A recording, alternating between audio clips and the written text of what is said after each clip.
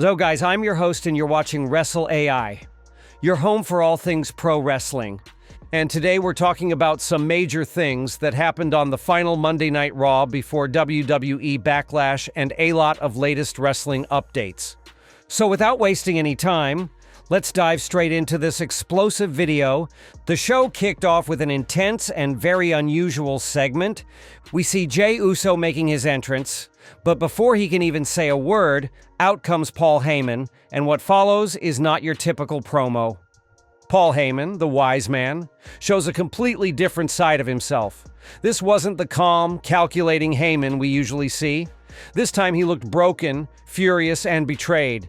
He claimed that he's not the villain in all this. He says he's the victim. Roman Reigns betrayed him.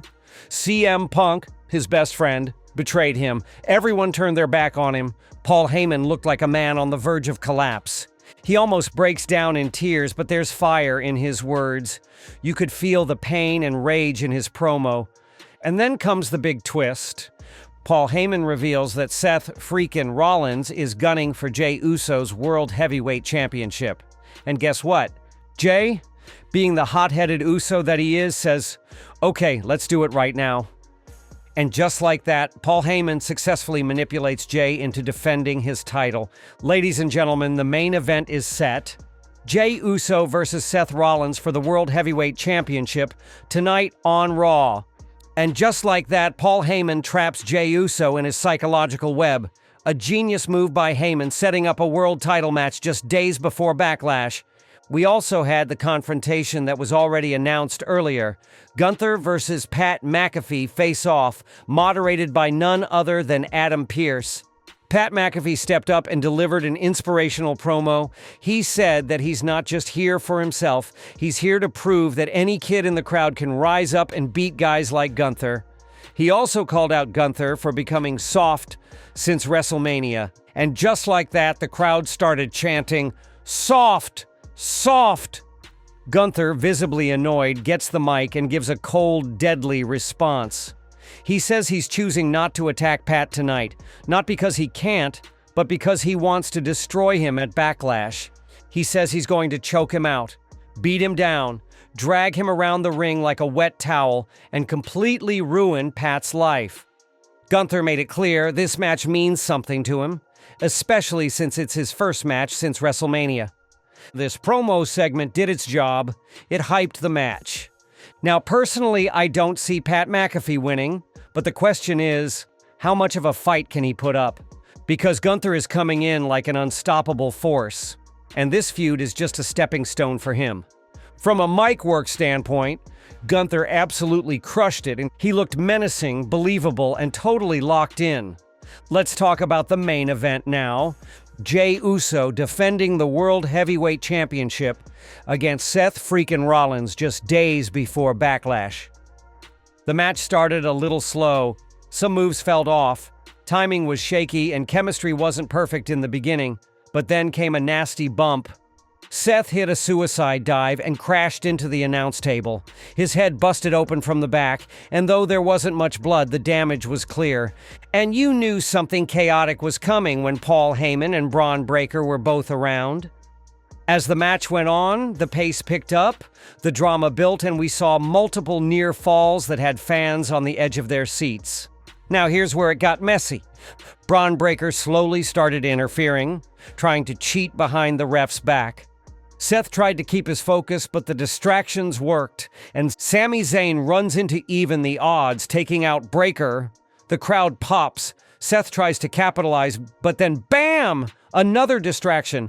And then the shocking ending. And Jey is down, Seth goes for the pin, but it's too late. And that is when we hear the crowd explode. CM Punk arrives, chair in hand. He comes down and costs Seth Rollins the match, right when Seth was about to finally become champion again. An absolutely wild ending. Personally, I wanted Seth to win. This match had the feel of a classic Rollins title win moment. But it makes sense. WWE isn't ready to take the title off Jey Uso yet. And they're clearly building to something massive involving Seth, Punk, Heyman, and Braun Breaker. The final visual? In the ring, CM Punk, Sami Zayn, and Jey Uso Outside the ring, Paul Heyman, Breaker, and Seth Rollins, all furious, all planning revenge. This Raw honestly flew by. For a 2-hour show, it felt tight, focused, and impactful. Storylines progressed. Promos hit hard. And the main event, while messy, still delivered high drama. If I had to rate it, I'd give it a solid 7 out of 10. And now, the big question, do you think Seth Rollins should have become world champion tonight? Type yes or no in the comments. Now, let's get to our other updates after Raw. First up, let's talk about the biggest shocker that happened after Monday Night Raw went off air. Jey Uso, our current WWE World Heavyweight Champion, successfully defended his title in the main event of Raw against none other than Seth freaking Rollins. And while the match itself had multiple interferences, Jey still managed to walk out with the championship. But after the cameras stopped rolling, something unexpected went down.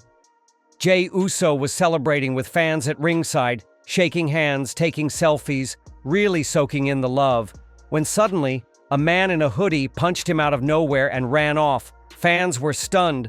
Security looked confused. But then the reveal came. That wasn't just any fan.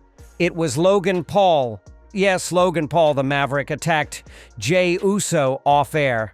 And it's clear now he's coming for the World Heavyweight Championship. This is the second week in a row Logan has ambushed Jey. First, it was a sneak punch, and now this post-show attack, both times catching Jey off guard and asserting dominance. Logan even posted this latest attack on his Instagram handle, further hyping his feud with Jey. He's clearly making a statement that he wants the world title, the same one Seth Rollins couldn't recapture this week. Now, since WWE Backlash already has a pretty full card, I don't think this match will be added there.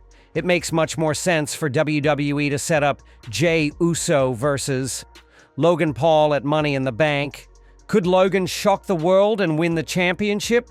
That remains to be seen, but Logan is looking strong, confident, and dangerous. Next up, let's talk about CM Punk and his next dream opponent.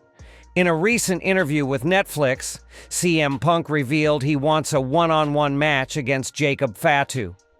Punk said, and I quote, "I got a little taste at War Games, but one-on-one stuff is my bread and butter. There's more pressure that way, and legends thrive under pressure." That's a big statement. Punk clearly wants to test himself against one of the most intense and dangerous wrestlers in WWE right now. But here's the thing, CM Punk's injury history is real. Jacob Fatu is a hard-hitting powerhouse. Can Punk actually survive in a singles match against him? We'll have to wait and see, but this could easily be a main event for a future PLE. And if it happens, expect sparks to fly. Now let's talk about Bronson Reed, who might be returning to action very soon. Bronson recently posted a mysterious photo on Twitter, a photo of the ocean. Sounds random, right? But longtime fans know exactly what that means. Tsunami is his signature theme. That's his return teaser. Before this, he also posted a throwback photo facing off against Seth Rollins. And with Raw getting chaotic lately, I honestly thought Reed might return this week to even the odds during the main event. But nope, not yet. Still, based on the injury recovery timeline and the way he's teasing fans, Reed's return seems imminent. Get ready for the big man to make waves again. Now here's something interesting. According to Brian Alvarez, WWE is still interested in bringing back Ronda Rousey. Yes, even after Shayna Baszler retired her on-screen, WWE reportedly wants to do something more with Ronda. And if Ronda returns, there's a good chance Shayna Baszler gets re-signed too. Alvarez said, WWE still wants to work with Ronda. If she wants to come back and wants to work with Shayna again, then WWE will make it happen. So while nothing's confirmed yet, a Ronda comeback is definitely on the table. And let's be honest, whether you love her or hate her, Ronda Rousey still moves the needle in WWE. And finally, was AJ Lee secretly teased on Raw this week? There was a backstage segment with Paul Heyman, Rollins, and Braun Breaker. While Heyman was talking about how he gave Rollins a title opportunity, eagle-eyed fans noticed something odd in the background. A fan on Twitter pointed out that on the wall behind them, you could see the words "Light It Up" written. Now, this could mean absolutely nothing, or it could be a reference to AJ Lee's theme song, or maybe the beginning of a promo or Easter egg. I'm not jumping to conclusions, but in WWE, nothing is ever truly accidental. Could AJ Lee be planning a return? Or was it just a red herring? Only time will tell, but I'll keep my eye on it. So that's it for today's video, guys. If you enjoyed this breakdown, make sure to like, comment, and subscribe to Wrestle AI for more amazing WWE content. We'll be back with updates, Backlash predictions, and much more. Until then, I'm Wrestle AI. Thanks for watching. See you in the next one.